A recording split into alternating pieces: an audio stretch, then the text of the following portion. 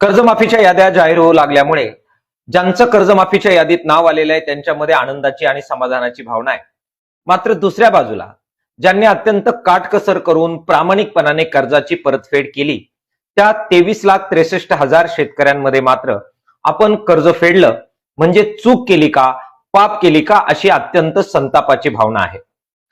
कर्जमाफीचं श्रेय देत असताना सत्ताधारी आमदार माझ्याकडे आले आणि त्यामुळे मी अटी शर्ती शिथिल करण्याची भूमिका घेतली असं वक्तव्य मुख्यमंत्री देवेंद्र फडणवीस साहेबांनी केलेलं होतं.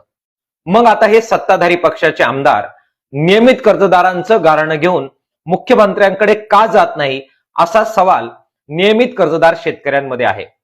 नियमित कर्जदार शेतकरी बंधूंना आणि भगिनींनो, आपल्याला ही लढाई पुढे न्यायची आहे.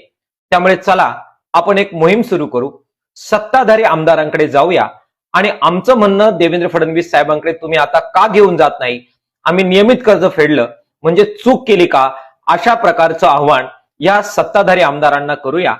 जोरदार मोहीम करूया, वेगवेगळ्या सत्ताधारी आमदारांना निवेदन देऊया, तोंडी सांगूया.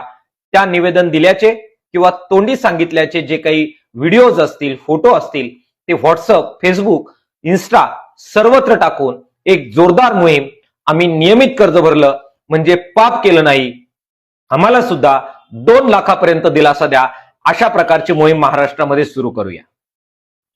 दुसरी गोष्ट महत्वाची बाब अशी आहे, हिंगोली जिल्ह्यातला आणखीन एक आम्ही पडताळणी केली, त्याच्यामध्ये असं लक्षात आलं केवायसीच्या वेळेची जी रक्कम आहे ती वेगळी आहे, प्रत्यक्षात कर्ज घेतली ती रक्कम वेगळी आहे आणि कर्ज माफ झाली त्यावेळेची रक्कम वेगळी आहे. त्यामुळे नेमकी रक्कम कुठली भरायची असा शेतकऱ्यांसमोर प्रश्न आहे. नाही, शेवटी आपल्याला माहिती आहे की आपल्या बँकेमध्ये जे आपलं अकाउंट असतं त्यामध्ये आपल्याला एकंदर आपल्या लक्षात आपली कर्जाची रक्कम किती, आपल्याला भरणा किती, त्यामुळे साधारणतः त्या बँकेला पण माहिती असतं आणि त्या शेतकऱ्याला पण माहिती असतं आणि निश्चित प्रकारे त्याप्रमाणे त्या शेतकऱ्याने तो भरणा करावा. ती रक्कम आपल्याला ती असतेच.